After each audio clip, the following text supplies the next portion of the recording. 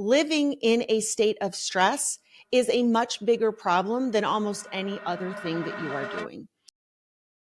So last night on our group coaching call, one of my clients wanted to know the burning question of whether or not it was okay that she has kind of landed with a habit of drinking about 1 glass of wine most nights.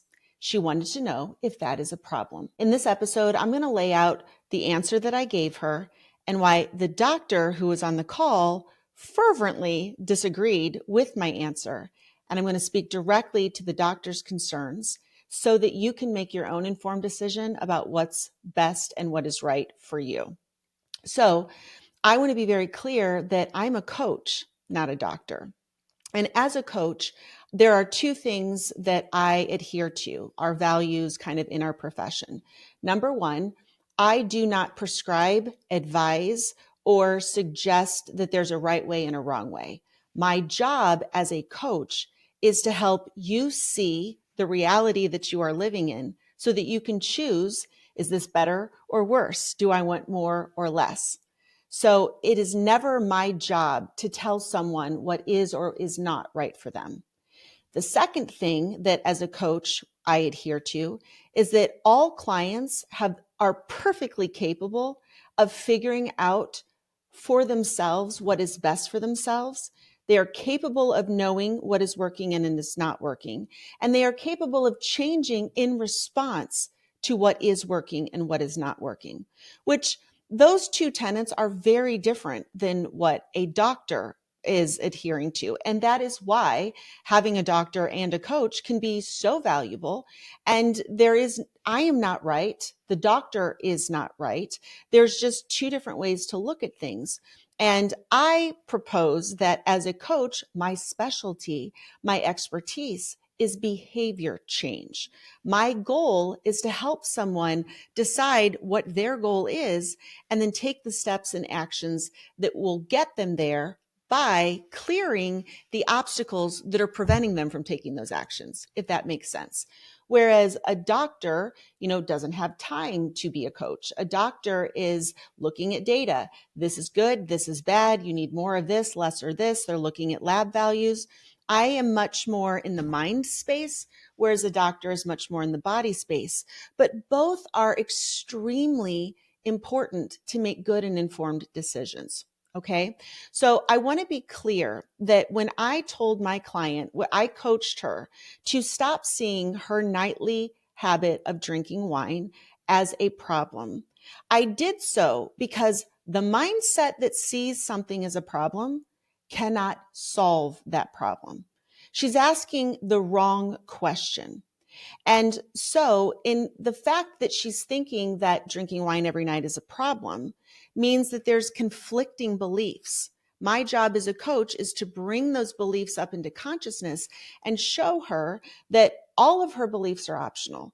Like breaking news, you get to believe whatever the hell you want. You can believe that the earth is flat. It doesn't make it flat.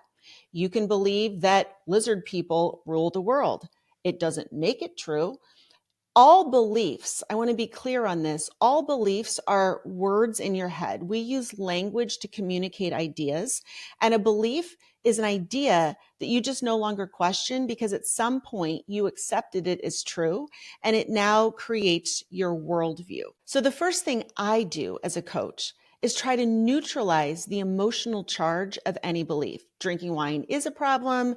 I want to drink. I don't want to drink. Like, that very phrase, I want to drink, is a belief. These are words in your head. Words are just symbols that you have adopted to, okay, Kyle, edit. Words are just symbols, kind of like the words on a menu are not actually the food, the experience of the food that you eat. Or a painting of the sunset is not the experience of the sunset, it's a representation. The belief I want to drink has evolved over time from experiences in the past where you're trying to remember what you like and what you don't like. The brain is constantly habituating your habits, and more importantly, and underneath the surface, your thinking habits at some point in her life, had someone given her a different medication or a different tool or a different behavior or experience, she would have a different belief about what she wants to do every single evening. So the belief that I want to drink every night isn't even true. And I know that as a coach. And the objective reality, as far as is drinking every night healthy or not healthy, first of all, that's always changing. I mean, 20 years ago, we thought, red wine, it has resveratrol in it, and moderate drinking is actually good for heart health. So, like, the actual truth of everybody's experience, we've never really relied on that. It's always science and data that we're trying to get to trump your experience, as though you're not perfectly capable of knowing what feels good and what doesn't feel good, what optimizes your health and what doesn't. It's kind of like smoking. Like, it still drives me crazy just thinking about doctors sitting around smoking in committee meetings, wondering what the big cause of lung cancer is. I mean, I loved a good cig and smoked on and off for years. I mean, never technically on the forms.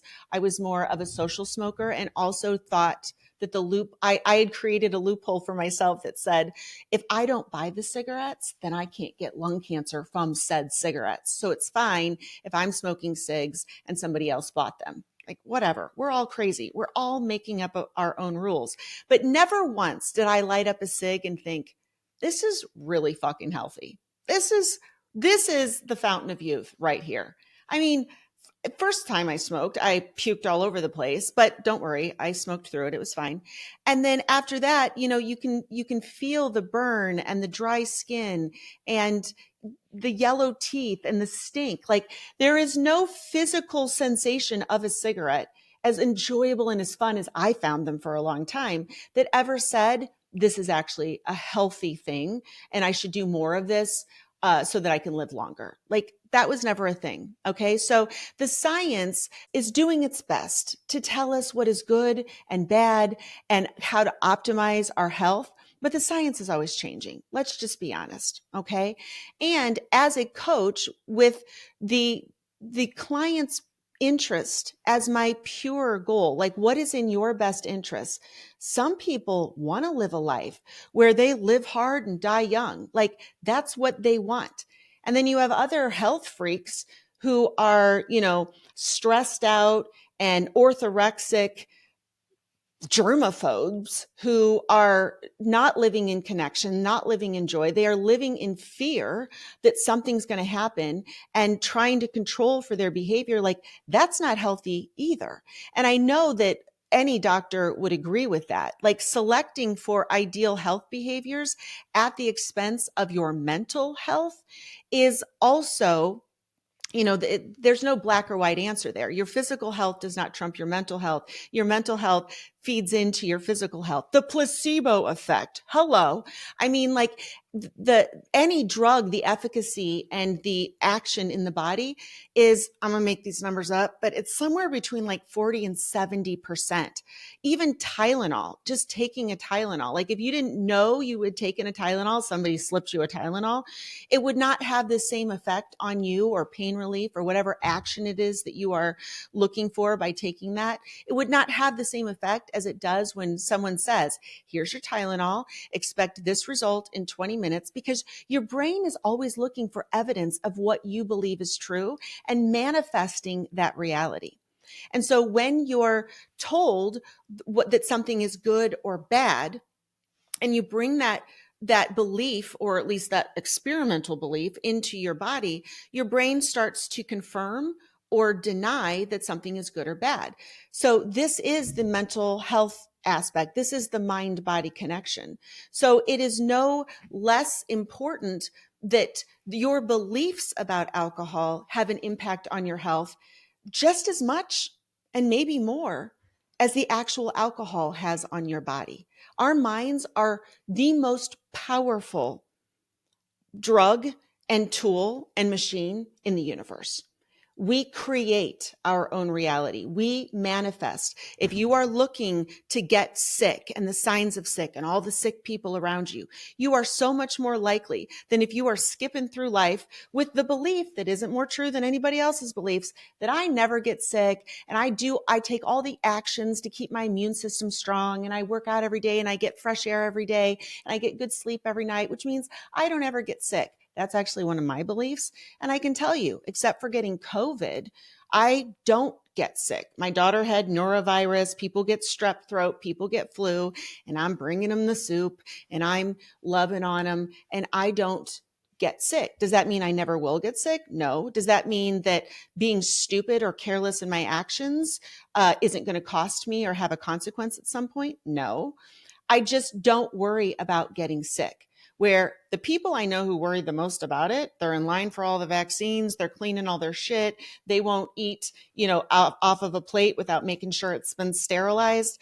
Those are the people that tend to be the sickest. So if you can understand this, then you can understand why when my client said, is drinking wine every single night a problem?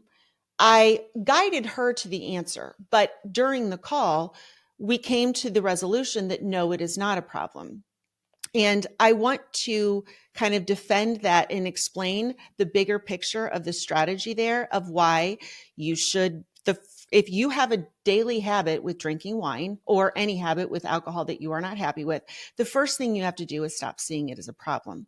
You have to ask bigger and better questions. You have to neutralize it. It's a circumstance. It is a thing. Now, do you want to keep the thing? Do you want to change the thing? Or do you want to stop the thing? Like, you have all of these options. And the moment you think that alcohol is a problem, here's what happens in your body. First of all, there's a physiological response. There is a stress response. Cortisol is activated. Your stress hormones go online. Also, your focus dials in because the brain is your helper and it wants to solve the problem. Once you've alerted, you've put your body on alert. There's an alarm going off. The alarm at the fire station is ring, ring, ring. The trucks are coming up. Like, we got to go put out this problem, put out the fire. Once you do that, then your ability to see the big picture, ask higher level questions, is severely compromised.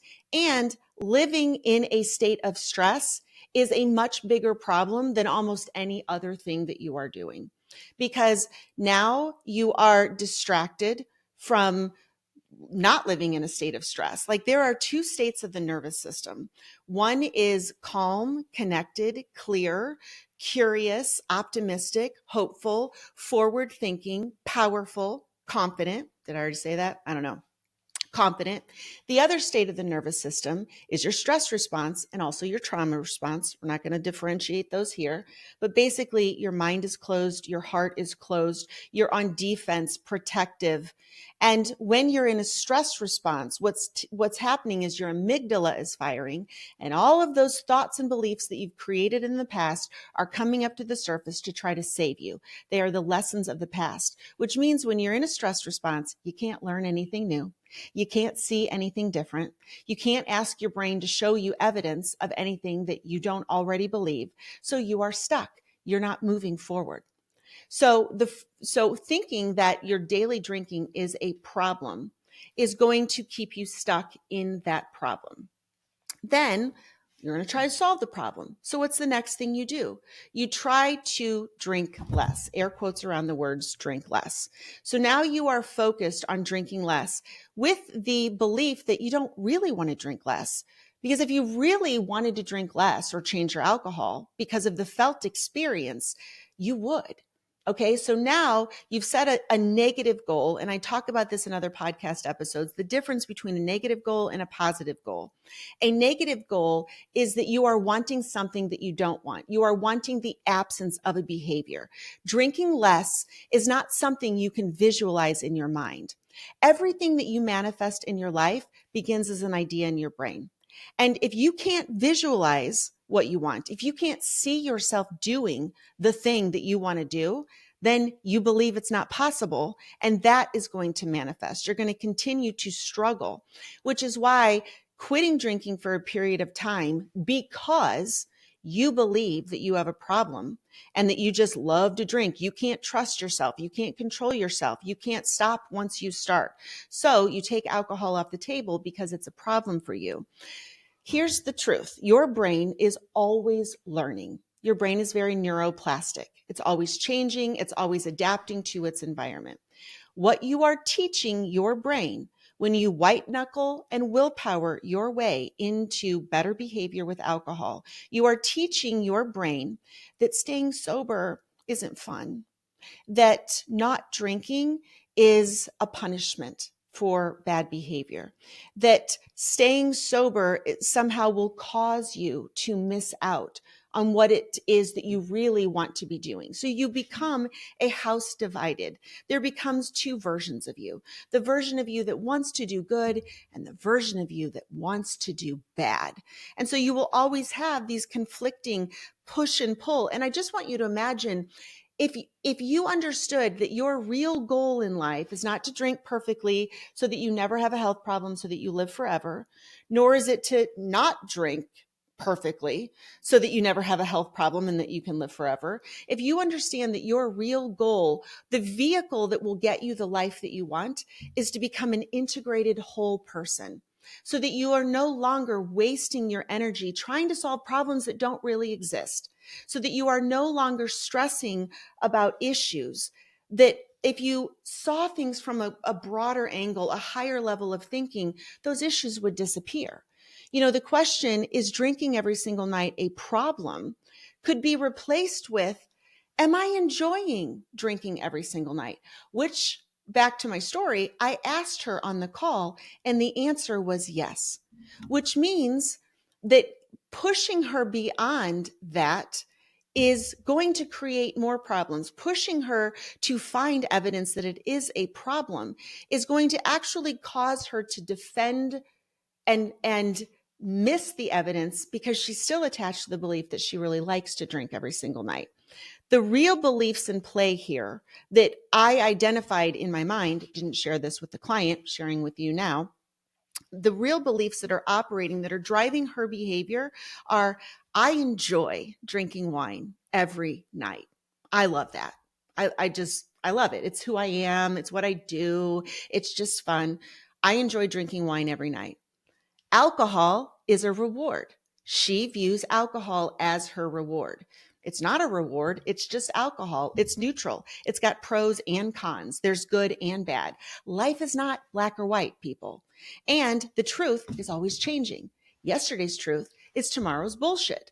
So your experience and enjoyment of wine is, or whatever you're drinking, is coming from the past, where you had a moment where you were drinking wine and you were like, oh my God, this is so much fun. I want to do this for the rest of my life. This is my new thing. This is my new hobby. And so in that moment, you detached from the experience and your belief took over. And then future times when you are drinking wine, your brain is just confirming, I'm enjoying the wine. And then, of course, sometimes you don't enjoy the wine. Sometimes you're not having fun. It doesn't taste good. It's not sitting right. It's not hitting right. But you're not paying attention to that because your brain is trying to get you what you told it that you want.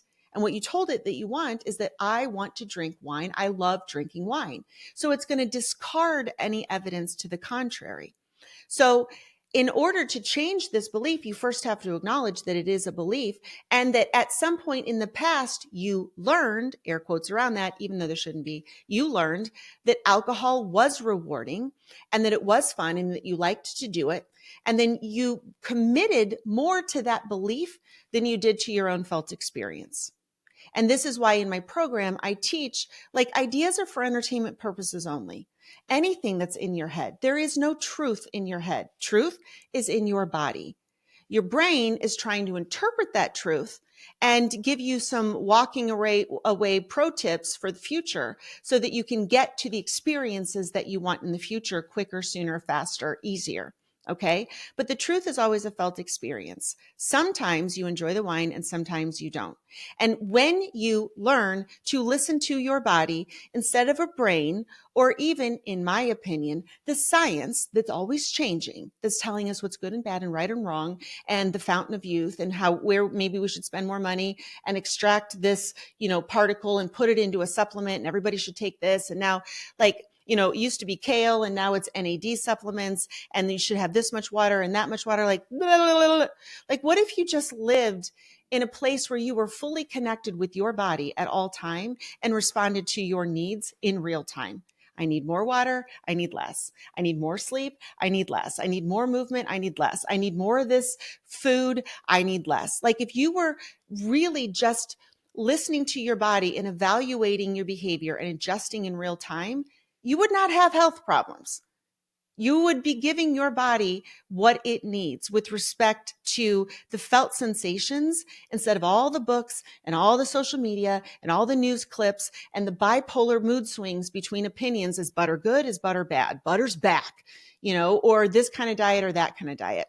And I want to circle back to the fact that I'm not a doctor, and that there are medical conditions that if I was diagnosed with cancer, I would immediately adopt, probably, I do my homework, but in my mind right now, just for example, I would probably adopt a ketogenic diet, and I would absolutely take a hard line on no alcohol and get all the toxins out of my home. I would take all of the little things that, you have a bucket that you get to put your stress in every single day. You don't know how big your bucket is, but you can feel when your bucket's almost full, and then for sure you can feel when it's overflowing. Okay? I would really minimize and take full own. I would make it my full-time job and highest priority to minimize, things that come into my body that could potentially aggravate cancer or whatever I was dealing with. Okay. So I am not a doctor. I do not solve high complex, nuanced medical issues. That's not my thing. The client on the call last night doesn't have any issues. And according to her, which is just her brain, has no evidence that her nightly drinking habit is a problem. So my goal throughout that conversation was to help her find her own truth so that she could clear her emotional attachment to anything that isn't true and open her mind to accepting evidence. Like, I'm accepting applications. I'm accepting evidence that this is good or this is bad. But the first thing we had to do was clear the fact or the idea that it is a problem. Because when you believe something is a problem, it changes how you think about it. It prevents you from seeing what else could be true. And it also activates what we know in culture to be reverse psychology. All right. Whatever you tell someone, they are hardwired to their DNA to push back, to argue against, which is why one of my techniques as a coach is often, if somebody tells me something, no matter how outrageous I think it is, I lean in because that is their experience. I agree with them. Because here's the thing, there's something called motivational interviewing. It's a fabulous technique. If you're in any type of helping profession, including if you're a doctor, reading the book called Motivational Interviewing by William Miller is one of the most valuable things you can do with your time. I don't care if you are a parent, a doctor, a social worker, a teacher, you are in a relationship with anybody on the planet. Reading the book Motivational Interviewing, just reading that, like without going and getting a bunch of other training, you understand, because it is so intuitive, that people talk themselves into change, people talk themselves out of change. And so as a coach or somebody who is in the helping profession, my job is always to help people talk themselves into change. So in my mind, not disclosed to my client, I know that if my client thinks or has to ask the question, is my wine drinking every single night a problem? She actually desires to not be drinking every night for some reason. Okay, so I know that in the background of my mind, that if she's asking the question, she already knows the answer. Okay. However, the more I confirm that it is a problem, the more I elicit talk and beliefs out of her mouth that go against her changing, because I've put her in a position that has invited her to defend or validate or argue for the fact that she still believes she really wants to drink wine every night. Okay, this is a complex psychological phenomenon. And it goes to the fact that Nothing is true. We are so used to trying to boil everything down. Medicine itself in our culture has a deconstructionist view. There is an ill that we have a pill for that, actually. Like everything has a smoking gun, when in fact, everything is all the things. We live in a spider web of emotions and thoughts and ideas that we're getting from the outside world that are always changing, and experiences that we're getting from our body, biofeedback. Like everything is connected, which means there is no one size fits all forever answer to anything. What worked yesterday doesn't work as well today and isn't going to work tomorrow. And that is true for each person because you are always changing. Your needs, your wants, your body, your environment, everything is always changing. And the skill that you need to live your best life ever is to learn how to respond in real time to your own experience and to adjust. And as a coach, different from a doctor who looks to the physical body or to the external, toxins or chemicals that could potentially cause problems and increased risk. As a coach, I'm not looking for any of that. I'm looking for the beliefs that are driving the behavior. And then I can see how there's a domino effect there. Then I am looking at what does the client really want and what does she ask me to do? And in terms of supporting her, does she want me to talk her into drinking every night or does she want me to talk her out of drinking every night? And while the doctor on the call heard me kind of confirming that she could drink every night, in fact, what I was doing was giving her permission to experience drinking every night without guilt or the need to validate it so that she can experience the truth of that reality and determine for herself whether or not it is a good idea to continue this habit or if something else would bring her more happiness and joy. That is the other belief that is operating for her because she thinks alcohol is a problem. She's tried to change it so many times. She's tried to give up alcohol and punish herself or limit herself and restrict herself, which just bungee cords her back and forth between the all or nothing thinking, right? And so what she has learned from trying to solve the problem is that not drinking would be hard or it would be a sacrifice or, it might make her a better person, but she would be having less fun. That's the belief that we have to ultimately get at because there's 100% chance your body feels amazing without alcohol and that your best night's sleep and relaxation and connection with other people, the sharpness of your brain, your enjoyment of your activities, you don't need alcohol. Like alcohol is not objectively make life better. Now, you can enjoy using alcohol. I enjoy using alcohol. Like, I'm here for a good time, not a long time.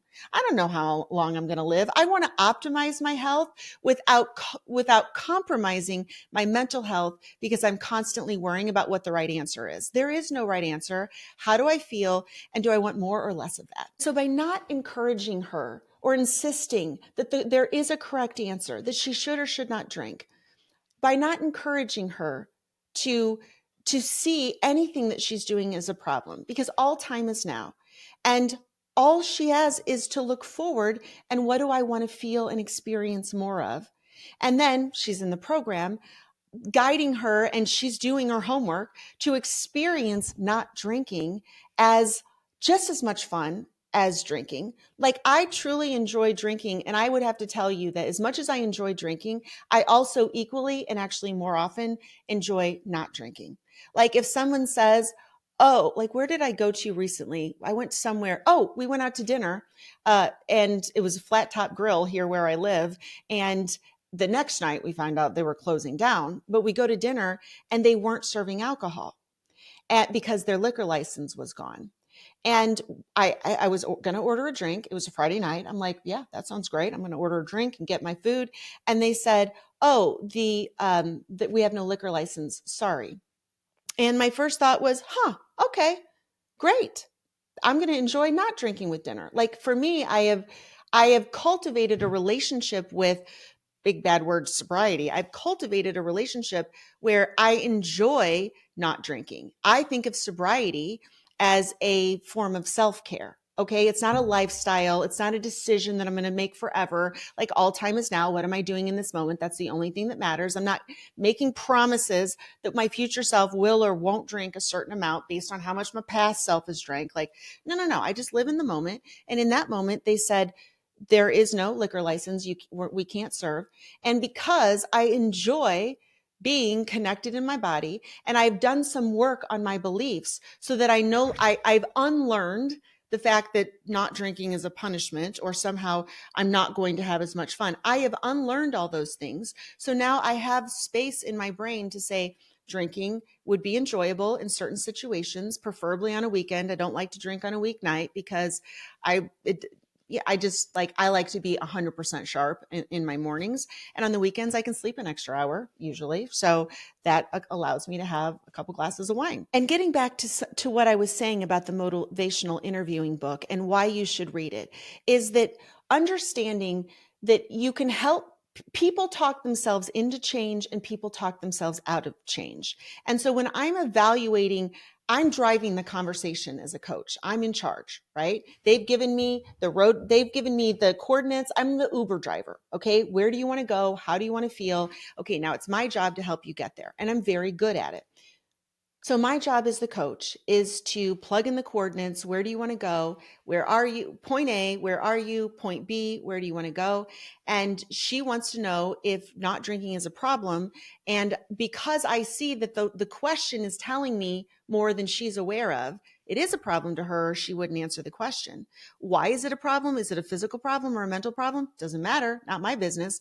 My business is to help her get to a place where she no longer feels like she has a problem and feels confident moving forward that she can do what she wants to do. And what she wants to do at this point is continue to drink. And my goal as a coach was to help her clear the resistance that she would have to actually experiencing the truth of her reality so that she can adjust. Because as a coach, I believe she's perfectly capable of figuring out what works and what doesn't work. And me putting a nail in the coffin and helping her talk herself into change too soon, when I know that she still believes that she wants to drink and that drinking is her reward and that not drinking would be less fun, until she clears those beliefs, then any effort she takes to adjust or change her behavior are going to require willpower and white knuckling.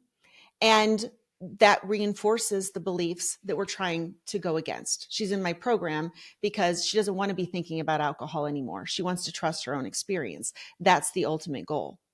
So I give this episode to you as an insight to the power of coaching, the power of our own mind, and realizing that focusing on the mindset before the behavior change, why that is so important, and understanding how we talk ourselves into change and how we allow our brains to confirm or reject certain pieces of evidence, and having someone guide you to the experiences that you want in life. Because ultimately, what we all want is an experience. Okay. We want to feel good. We want to feel confident. We want to feel healthy and whole and happy.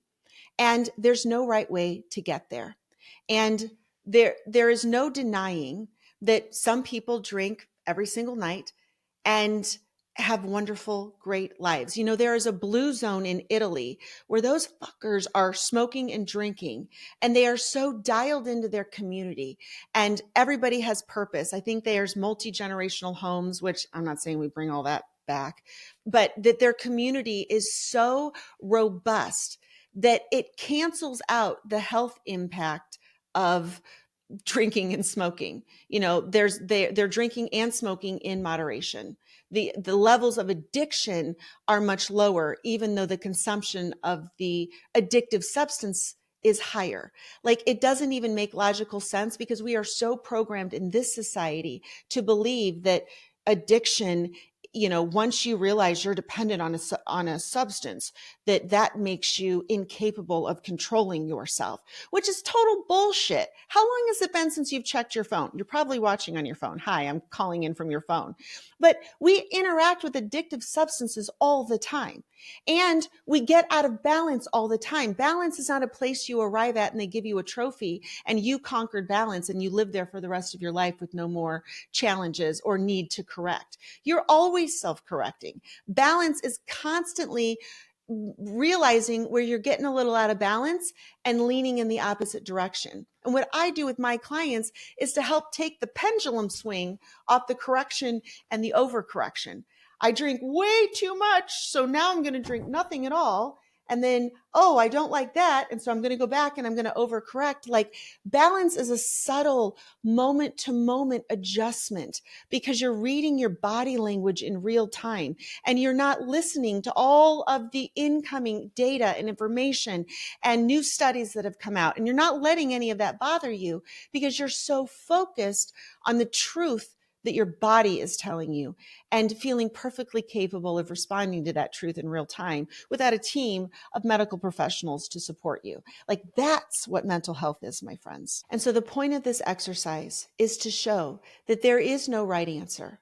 There is the answer that you make right on, the answer that you feel good about. You get to make informed choices, and you can go ahead and take it out of your brain that there is a right or wrong decision, that you could possibly make a mistake. You may make a decision where you don't like the consequences of that, and then moving forward, you're going to change your behavior. That is the truth. But there is no way to know anything in advance. Am I going to like this experience until you actually take the action, experience the consequences, the felt sensations, the physical sensations, the mental sensations, the social reaction, like whatever. It all is the spider web that creates all of everything is connected until you experience something in real time and then decide how you feel about it, what you make that mean. Like, nothing means anything. Like, nothing is good or bad or right or wrong. Those are mental constructs. Those are judgments that we use to shame ourselves into good behavior and shame other people or try to motivate ourselves with fear and guilt. Like, there is no right or wrong. There's just what you do and don't do. And there are people on this planet who are smoking and drinking and laughing themselves into centurianism. Is that a word? And there are people on this planet that are smoking and drinking and laughing themselves into century old high quality living. And there are people who are worrying themselves into an early grave. And there is no right or wrong way to do it. Really, the felt experience, your worry and your stress, in my opinion, that I believe now, hit me back. In my opinion, worrying and stress and guilting and fearing is far more damaging to our hearts and to our organs because it's triggering stress chemicals and negative thinking and keeping us from self-correcting because we're so attached to proving something right or wrong. We get caught and we're in court all day instead of out living our lives and adjusting out of joy, right? I think it is so much more damaging to act against what you think is creating joy for you because somebody else wrote a paper somewhere and you decided that they know better than you do about what works for you. Like, what if you just started trusting yourself to learn from your actions, like learn from your mistakes? You don't even have to call them mistakes. What if you just completely trust yourself to learn? And as a coach in my program, that is what I give to my clients. And the other thing that I give and that I want to call attention to, last week's podcast, I shared with you that I experienced some alcohol use disorder, which is a thinking problem, not a drinking problem. And I experienced that basically late fall and into the holidays. And I shared that with you because this is a no bullshit approach. I have not arrived and I am now Moses standing there, leading everybody across the Red Sea. I am standing there saying, this is how I am living my best life. This is my experience. Some days it goes fabulously well. Some days I muck it up. And all I know is I completely trust myself to learn. And if you want to live your life like this, then emotional sobriety is the primary skill that you want to learn. And if you get emotionally sober and trust your own experience, your drinking will decrease on its own. But it will be a side effect of you living a bigger and better life and feeling deep connection to the people around you and to your purpose and meaning and feeling courage to make changes in your life that you've been telling yourself that you just have to cope with all this stress and that's why you have to drink. Like, the side effect of being emotionally sober and feeling powerful and confident in your own ability to human and adult and make decisions and learn from those decisions, your own power in that, drinking less is a side effect of that. You don't have to worry about your drinking when you decide that you don't need to worry about your drinking anymore because you're doing something else instead with that beautiful, massive, divine brain that you have on top that's living inside your head. You are perfectly capable of figuring out what's right or wrong. Nothing that you figure out that's right or wrong today is going to apply in the future. Like, that's just today. You got to get up and do the same experiments over tomorrow and make your adjustments and move forward. And you got to learn to use your brain as the tool, the powerful tool that it is, thinking thoughts on purpose, asking higher level questions instead of sitting there being held hostage by the subconscious programming and all of the billions of voices that are coming into your head that are not your own. Like, you don't have to live other people's life. One of my early sayings when I first started marketing was the only rule you have to follow is your own intuition. Because if you're always following your intuition, you can't fuck that up. Unless you need a doctor who is treating you for a disease and you want to place your faith in the doctor's knowledge. But that's what I'm saying, is that when you are well enough to make these decisions on your own and you've hired a coach, this is what you're getting. I am not a medical specialist. Okay.